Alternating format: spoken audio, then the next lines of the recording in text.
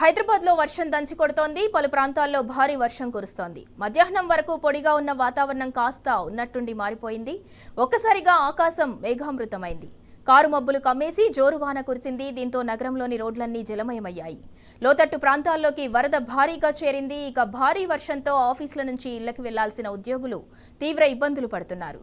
రోడ్లపై స్తంభించిన ట్రాఫిక్ ఛేదించలేక తలలు పట్టుకుంటున్నారు.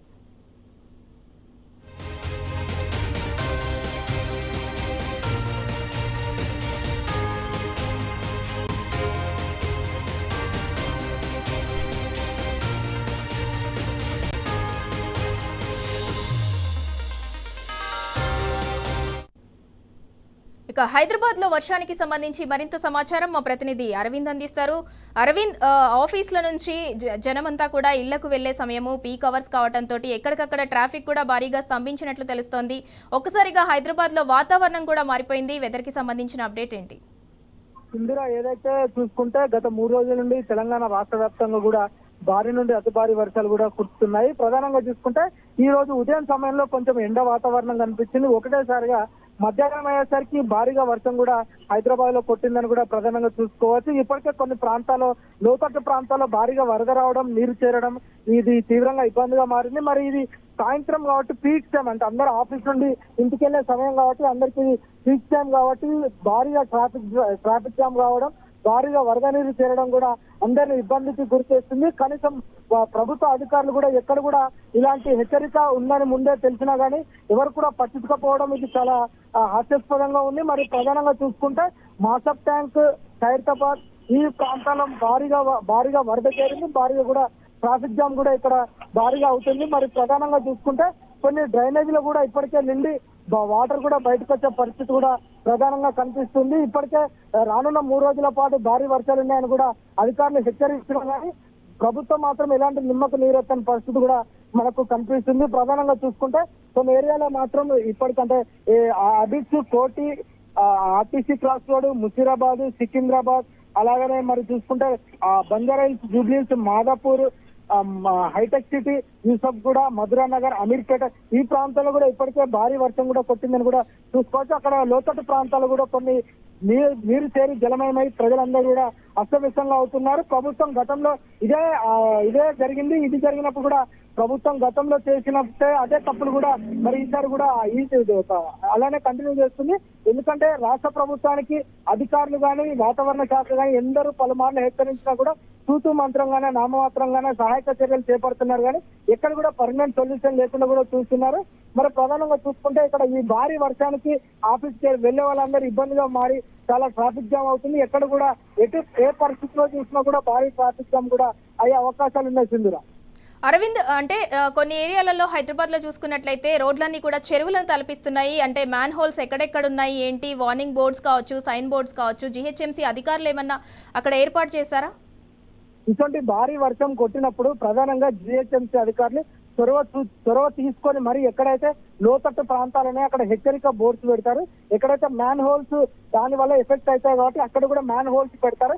కానీ ప్రభుత్వం ఏ మాత్రం కూడా సహాయక చర్యలు లేకుండా తూతూ మంత్రంగానే కూడా ప్రధానంగా కనిపిస్తుంది. ఒక దిక్కు వాతావరణ శాఖ అధికారులు కూడా రానున్న 3 రోజుల పాటు భారీ వర్షాలు ఉంటాయి, కొన్ని గంటల పాటు కూడా అతి భారీ వర్షం కూడా ఉంటుందని కూడా వాతావరణ అధికారులు చెప్పినప్పటికీ కూడా ప్రభుత్వం యంత్రాంగం పట్టించుకోకపోవడం, హెచ్చరిక బోర్డు లేకపోవడం, రోడ్లు లోతట్టు ప్రాంతాల్లో జలమయం అవుతాయని తెలిసి కూడా అక్కడ వారు ఎలాంటి సిబ్బందిని కూడా లేకపోవడం కూడా ఇది చాలా విచిత్రకరంగా మారింది. కాంగ్రెస్ ప్రభుత్వానికి అబద్ధాలు చెప్పే దానిపైన, హామీ ఇచ్చేదానిపైన కూడా ఉంటారు. కానీ ఏదైతే హైదరాబాద్ లో ఉండే సిటీ ప్రజల వర్షానికి, ఈ కష్టానికి మరియు ట్రాఫిక్ జామ్ కి ఎలాంటి స్పందన కూడా లేకుండా పోతుందని కూడా ఇప్పటికే ప్రజలందరూ తీవ్రంగా మండిపడుతున్నారు. ఒక దిక్కు వర్షం కొడుతుంది, మరొక దిక్కు ట్రాఫిక్ జామ్, మరొక దిక్కు హెక్టిక్ వర్క్ అయ్యి ఆఫీస్ నుండి బయటకు వచ్చే వాళ్ళందరూ కూడా ఇది ప్రధానంగా ఇబ్బందిగా మారుతుంది. ఎలాంటి హైడ్రా కూడా ఇప్పటి వరకు వర్షం అలర్ట్ ఉంది అని తెలిసి కూడా హైడ్రా కూడా ఎక్కడ కూడా సహాయక చర్యలు చేపడతలేరు. ఫ్లైఓవర్ల దగ్గర కానీ, ఫ్లైఓవర్ల కింద కానీ, మెట్రో దగ్గర కానీ ఇప్పటికే ప్రజలందరూ భారీగా గుమ్ముకూడి దాని కింద కూడా వర్షానికి భయపడి దాని కింద కూడా ఉంటున్నారు. ఈదురుగాలు 30 నుండి గంటకు 40 కిలోమీటర్ల వేగంతో ఈదురుగాలు ఉంటాయి. ఉరుముల మెరుపులతో కూడిన వర్షం కూడా ఉంటుందని వాతావరణ అధికారులు ఇప్పటికే హెచ్చరికలు కూడా జారీ చేశారు. ఇప్పటికైనా ప్రభుత్వం దీన్ని దృష్టిలో పెట్టుకొని ఎలాంటి ఇబ్బంది లేకుండా ప్రజలకు ఎలాంటి అవసరాలు అయితే ఉన్నాయో అవన్నీ వెంటనే తీర్చాలి. ఎక్కడెక్కడ లోతట్టు ప్రాంతాల్లో అక్కడ హెచ్చరికలు బోర్డు పెట్టాలి. డ్రైనేజ్ సిస్టమ్ దగ్గర అవి మెయిన్ రీజన్ కాబట్టి ఎఫెక్ట్ అయ్యే ప్రాంతాలు అక్కడ కూడా హెచ్చరిక బోర్డు పెట్టాలి. కొంచెం హెవీగా ట్రాఫిక్ ఉన్న దగ్గర కూడా వర్క్ ఫ్రమ్ హోమ్ ఇచ్చి ట్రాఫిక్ డైవర్షన్ ఇలాంటివి కూడా చేయాలని ఇప్పటికే ప్రజలందరూ కూడా తీవ్రంగా మండిపడుతున్నారు. ఇది కూడా పోలీసు అధికారులు వారి దృష్టిలో పెట్టుకొని జిహెచ్ఎంసీ అధికారులు కూడా అది దృష్టిలో పెట్టుకొని ఏదైతే సహాయక చర్యలు ముమ్మరం చేసి తొందర చేస్తే బాగుంటుందని కూడా ఇప్పటికే ప్రజలు తీవ్రంగా ఆవేదన వ్యక్తం చేస్తున్నారు. Sindhura. Right, thank you Arvind.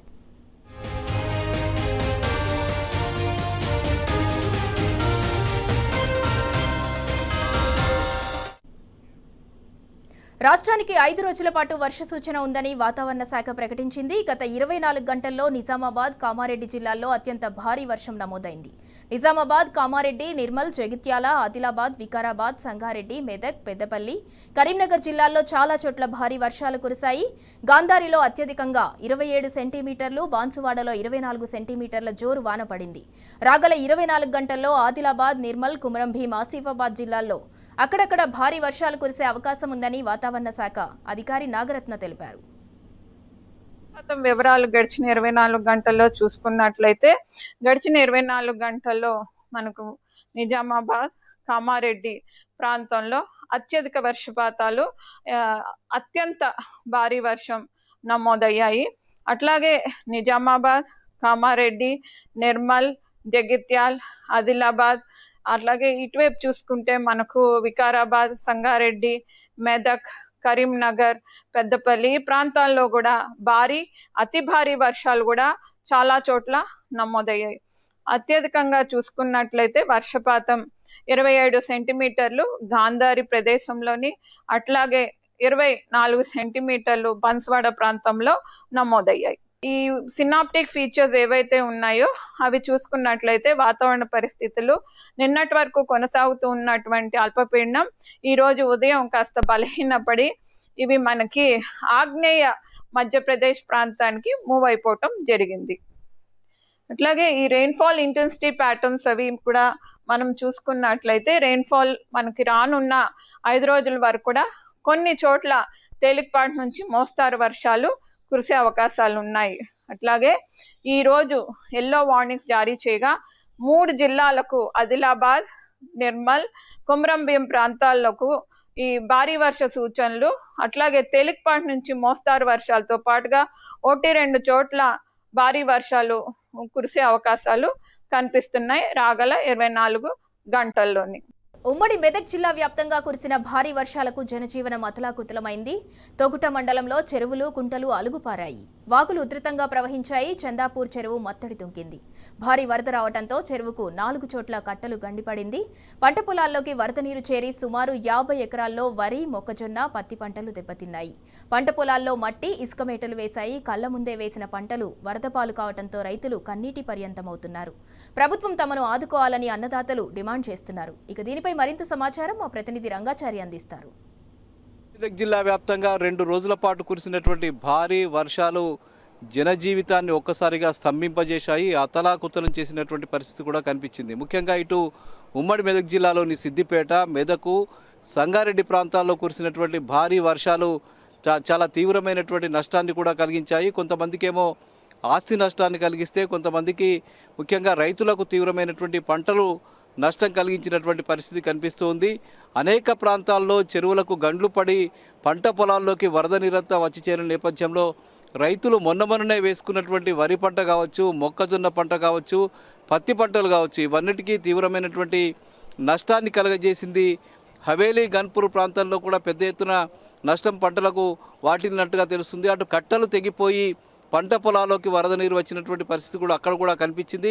ఇక సిద్దిపేట జిల్లాలో ప్రధానంగా అటు గజ్వేల్ నియోజకవర్గంలోని కొన్ని ప్రాంతాల్లో, ఇటు తొగుట మండలంలో కూడా చాలా తీవ్రమైనటువంటి నష్టాన్ని కలగజేసింది రైతులకు. ముఖ్యంగా ఈ ప్రాంతాల్లో భారీ వర్షపాతాలు నమోదయ్యాయి. ఒక తొగుట మండలంలోనే దాదాపు 20 సెంటీమీటర్ల వర్షం పడినట్టుగా మనకు అధికారులు చెప్పిన దాన్ని బట్టి తెలుస్తుంది. అటు గజ్వేల్ నియోజకవర్గంలోని పలు మండలాల్లో కూడా భారీ వర్షం నమోదైంది. అటు సిద్దిపేట నియోజకవర్గంలోని కొన్ని మండలాల్లో కూడా ఇదే పరిస్థితి కొనసాగింది.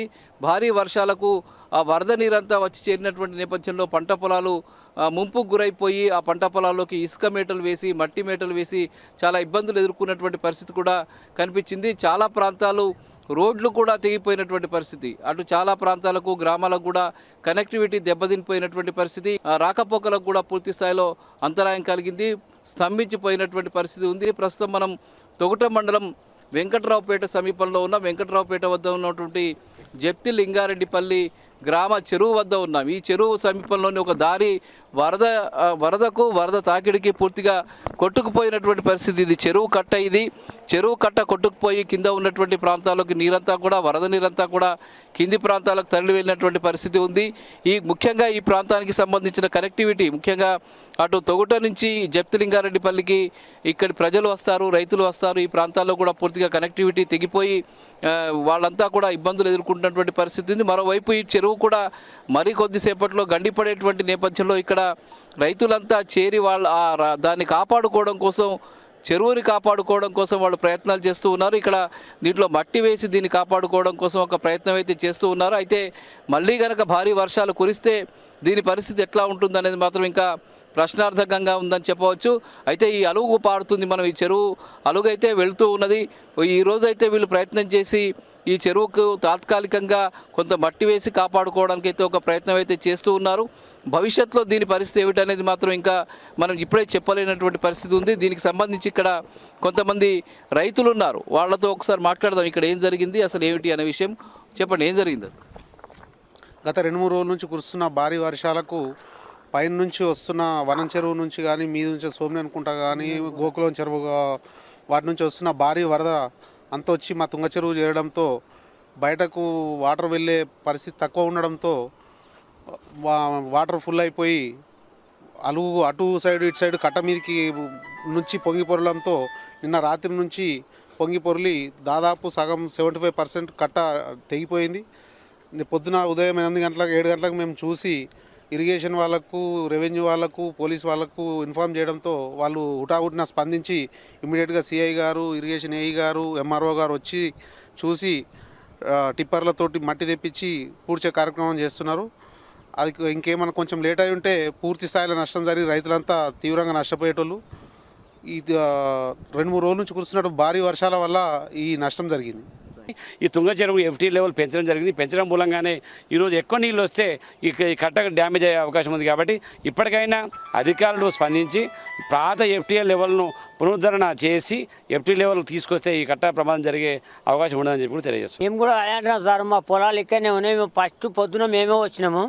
పొద్దున వచ్చి ఇళ్ళలో నీళ్ళుగా అమ్మినాయి. అక్కడ కూడా మత్తడి ఉండే, ఆ మత్తడి తీసేసి ఏం చేసిరు అంటే రోడ్డు పోసిరు. అక్కడ కూడా ఉండే మత్తడి మునిపి ప్రాబ్లం లేకుండా రామరెడ్డి సార్ అన్నట్టు అక్కడ మత్తడి తీసేసి ఒక బందుకు వచ్చే వరకు ఈ పొలాలు మాయే. అయితే ఏమైంది, ఒక దిక్కు కొరిగినాయి. ఒక దిక్కు కొరిగే వరకు ఏమైందంటే ఆ ఇళ్ళకు అర్జెంట్ల వాడకట్టు నీళ్ళు వచ్చినాయి. అవన్నీ ఏమైందంటే ఇబ్బంది జరిగింది. మేము ఇక్కడ దాకా రాలే. నిన్న ఫస్ట్ కనికే అర్జెంట్స్ నేను వచ్చినాం. అక్కడికి వచ్చే వరకు ఏమైంది, అక్కడ తెగిపోతున్నాయి కోలపారంలకు. మేము అక్కడనే చూసి ఇక్కడికి వెళ్ళి రాలేక అక్కడికి వెళ్ళి పోయినాం. మళ్ళీ మబ్బులు వచ్చే వరకు ఇక్కడికి వెళ్ళి వెళ్తున్నాయి. మొత్తం అక్కడ మత్తడి బంద్ చేసే అంత ఇబ్బంది జరిగింది మాకు. మునుపు అక్కడ మత్తడి ఉండే. నేను 62 ఏళ్ళ కాలం నుంచి కూడా అక్కడ ఉంది ఫస్ట్ ఈ చెరువుకు. ఆ ఇబ్బంది మాకు అర్జెంట్లకు వచ్చిన ఇబ్బంది కూడా అదే. అలవాల చీలర పోతే అని కాలువ తీసిన ముత్తిన సారునగా అలవాల చీలరకి వెళ్ళి అక్కడికి వెళ్ళి మా దిక్కు వస్తున్నాయి నీళ్ళకు. మాకు రాగానే లొల్లి అవుతుంది. అది దయచేసి మీరు ఏ తిప్పాలన్న వాడి ఇది ఒకటి గండి అయితే ఉండదు, ఇది ఒకటి చేయరు. అక్కడ బంద్ కూడా పడదు గండి దాని అవతల. అక్కడ పోయిరు ఇక్కడ పోయిరు.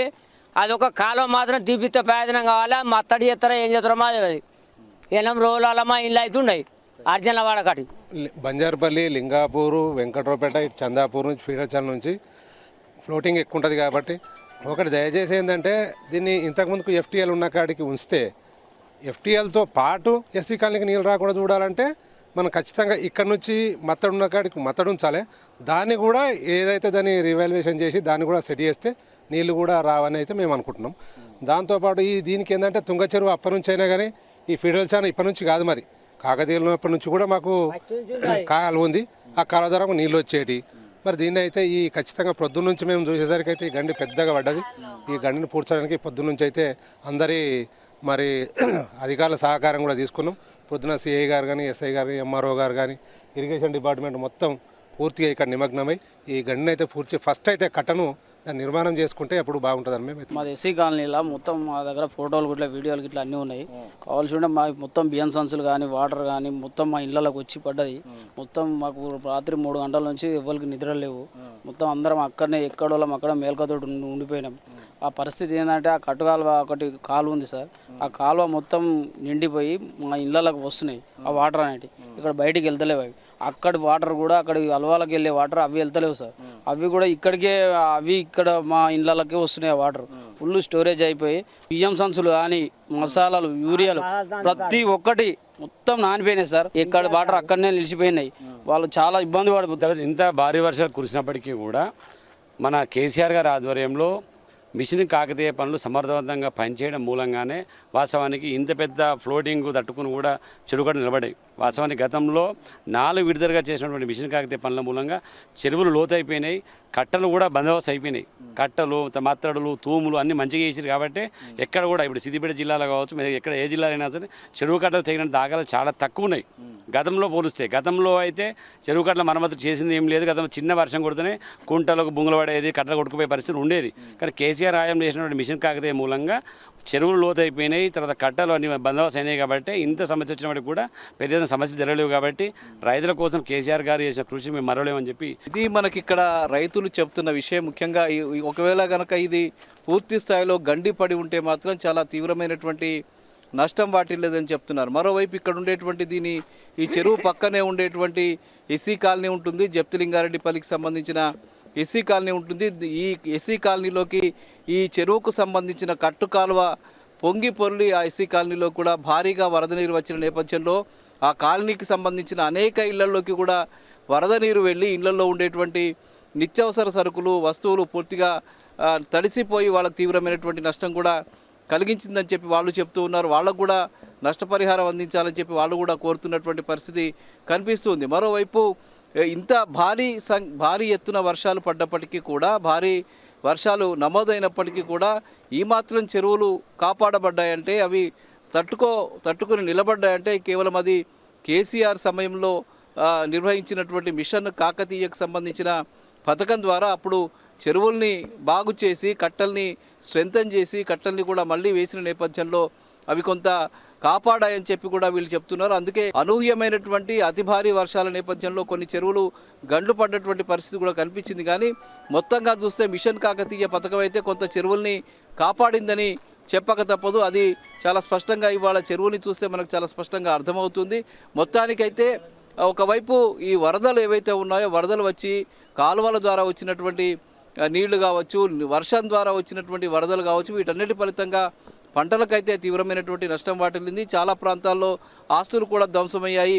కొన్ని చోట్ల పేదవాళ్ళ ఇల్లు కూడా కూలిపోయినటువంటి పరిస్థితి, పాత ఇల్లు కూలిపోయి వాళ్ళు కూడా నష్టపోయినటువంటి పరిస్థితి ఉంది. కాబట్టి వారన్నింటినీ కూడా అంచనాలు వేసి నష్టపరిహారాన్ని అందించడానికి ప్రభుత్వం చర్యలు తీసుకోవాలని చెప్పి డిమాండ్ చేస్తున్న పరిస్థితి ఇక్కడ కనిపిస్తుంది. ముఖ్యంగా రైతులైతే ఒక్కో ఎకరానికి దాదాపు 30-35 వేల రూపాయల పెట్టుబడులు పెట్టి వాళ్ళు ఆ పంటలు వేశారు. కాబట్టి వాళ్లకు ఆ మేరకు పరిహారం ఇచ్చేందుకు కూడా ప్రభుత్వం చర్యలు తీసుకోవాలని చెప్పి వీళ్ళంతా కోరుతున్న పరిస్థితి ఇక్కడ కనిపిస్తుంది. కెమెరామెన్ వెంకట్తో రంగాచారి, టీ న్యూస్, జప్తలింగారెడ్డిపల్లి.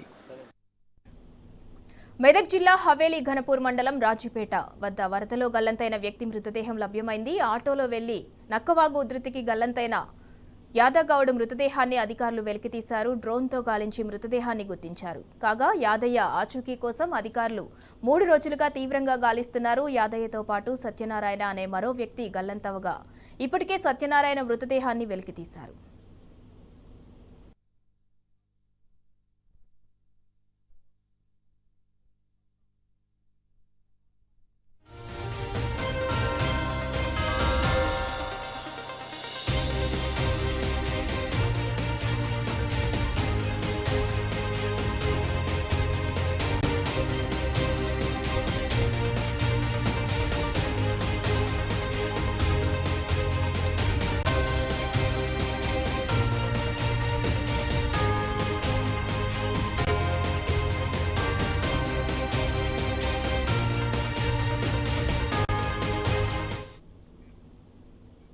కేసీఆర్ ప్రభుత్వంపై కాంగ్రెస్ పచ్చి అబద్దాలు చెబుతోందని BRS working president KTR fire అయ్యారు. తెలంగాణలో కొత్త ప్రభుత్వం వచ్చాక ఆర్థిక పరిస్థితిపై కాంగ్రెస్ ప్రభుత్వం ప్రజలను తప్పుదోవ పట్టిస్తోందని మండిపడ్డారు.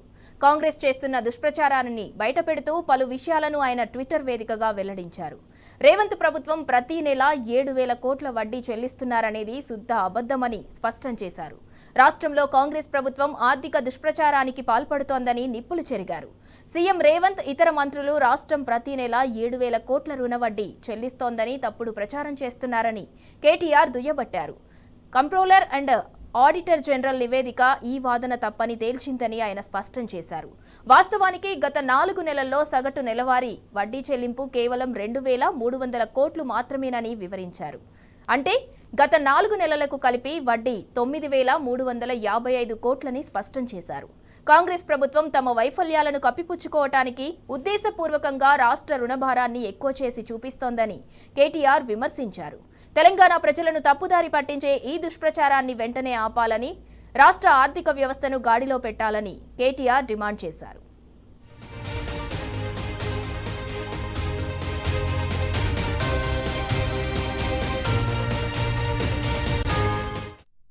వర్షాలతో ప్రజలు ఇబ్బందుల్లో ఉంటే సీఎం రేవంత్ విలాసాలపై దృష్టి పెట్టారని కేటీఆర్ నిప్పులు చెరిగారు. తెలంగాణలో ఇటీవల కురిసిన భారీ వర్షాల కారణంగా ప్రజల జీవనం స్తంభించిపోయిందన్నారు. ఈ వర్షాల వల్ల పెద్ద ఎత్తున ప్రాణ, ఆస్తి నష్టం జరిగిందని, ప్రజలు సహాయం కోసం ఎదురు చూస్తున్నారని చెప్పారు. కానీ సీఎం రేవంత్ మాత్రం ప్రజల కష్టాలను పట్టించుకోకుండా విలాసవంతమైన, లాభదాయకమైన ప్రాజెక్టులపై సమీక్షలు నిర్వహిస్తున్నారని విమర్శించారు. 3,50,000 కోట్లతో 2036 ఒలింపిక్స్ నిర్వహణ, 1,50,000 కోట్లతో మూసీ సుందరీకరణ, 225 కోట్లతో హైదరాబాద్ బీచ్ ప్రాజెక్టుల గురించి చర్చలు జరుపుతున్నారని పేర్కొన్నారు. ప్రజల గోడును గాలి కొదిలేసి డబ్బు సంపాదించే పనులపైనే రేవంత్ అండ్ కో దృష్టి పెట్టారని కేటీఆర్ దుయ్యబట్టారు. కాంగ్రెస్ ప్రభుత్వం సిగ్గు లేకుండా వ్యవహరిస్తోందని, ఇది ప్రజాపాలన కాదని ఆయన మండిపడ్డారు.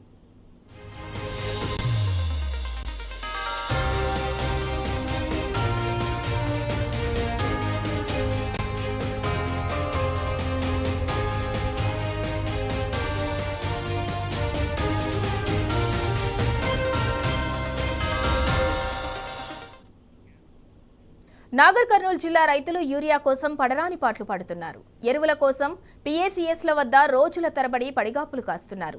4 రోజుల క్రితం ఇచ్చిన టోకెన్లకు ఉన్న కొద్దీ యూరియా పంపిణీ చేసి నో స్టాక్ బోర్డు పెట్టారు. దీంతో అక్కడ గందరగోళ పరిస్థితి నెలకొంది.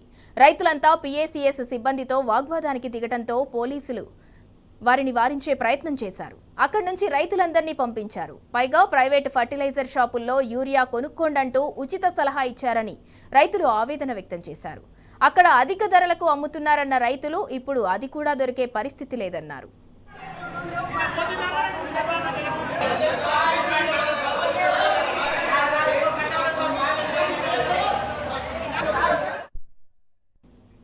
మహబూబాబాద్ జిల్లాలో ఉద్రిక్త వాతావరణం నెలకొంది. యూరియా కోసం రైతులు పడరాని పాట్లు పడుతున్నారు. PACS సెంటర్ల వద్ద రోజుల తరబడి పడిగాపులు కాస్తూ విసిగిపోయిన రైతాంగం Mahabubabad MLA doctor Murali Naik camp కార్యాలయాన్ని ముట్టడించారు. లోపలికి వెళ్లేందుకు ప్రయత్నించిన రైతులను పోలీసులు అడ్డుకున్నారు. దీంతో గేటు ముందే బైఠాయించి ఆందోళన చేశారు. ఎమ్మెల్యే బయటకు రావాలి, తమకు యూరియా కావాలని నినాదాలు చేశారు. ప్రభుత్వం వెంటనే యూరియా కొరత తీర్చాలని, లేకపోతే పెద్ద ఎత్తున ఆందోళన చేస్తామని అన్నదాతలు హెచ్చరించారు.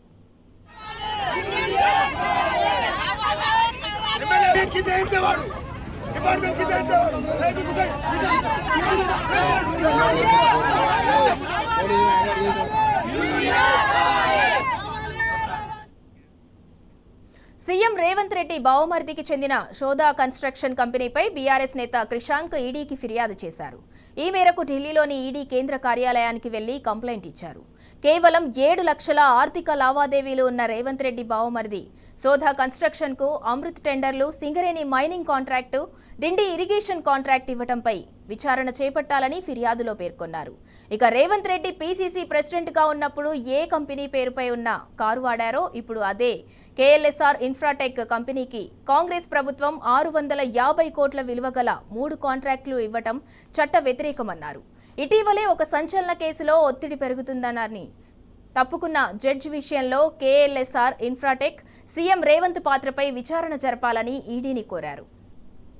కేవలం 2022 సంవత్సరంలో 7 లక్షల ఫైనాన్షియల్స్ యాన్యువల్ ఇన్కమ్ ఉన్న శోధా కన్స్ట్రక్షన్స్కు తెలంగాణ రాష్ట్రంలో కాంగ్రెస్ ప్రభుత్వం వచ్చిన తర్వాత ఇవాళకి 3 కాంట్రాక్టులు, అమృత్ టెండర్ 1137 కోట్ల కాంట్రాక్టు, సింగరేణిది సుమారు 150 కోట్ల మైనింగ్ కాంట్రాక్టు, ఆ తర్వాత దిండి లిఫ్ట్ ఇరిగేషన్ 365 కోట్ల కాంట్రాక్టు కేవలం 7 లక్షల ఫైనాన్షియల్స్ ఉన్న కంపెనీకి మాత్రం అంత పెద్ద కాంట్రాక్ట్లు ఎందుకు వచ్చినాయంటే అది సీఎం రేవంత్ బావమర్ది కంపెనీ కాబట్టి శోధా కన్స్ట్రక్షన్స్.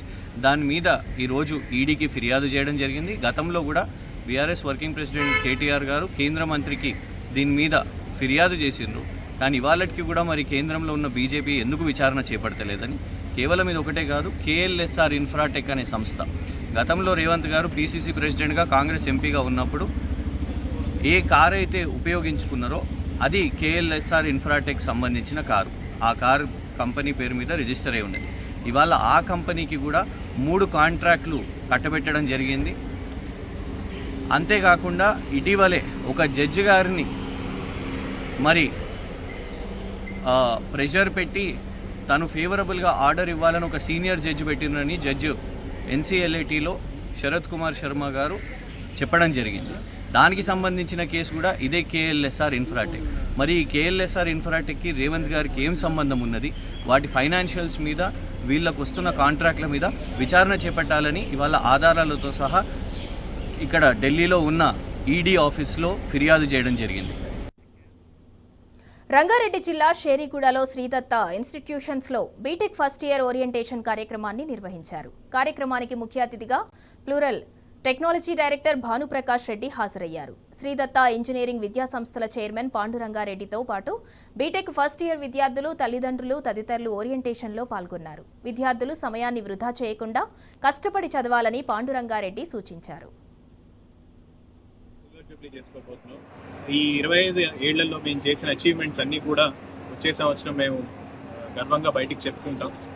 శ్రీదత్త ఇన్స్టిట్యూషన్స్ని చూస్ చేసుకున్న పేరెంట్స్ అందరికీ, విద్యార్థులందరికీ కృతజ్ఞతలు చెప్పుకుంటూ అంత బాగా జరుగుతుంది, మంచి మంచి జాబ్స్ వస్తాయి, మంచి ఎంటర్ప్రీనర్స్ అవుతారు అనే ఒక మెసేజ్తో నేను నాకు ఇచ్చిన ఈ ఆపర్చునిటీకి నేను మీరందరికీ ధన్యవాదాలు.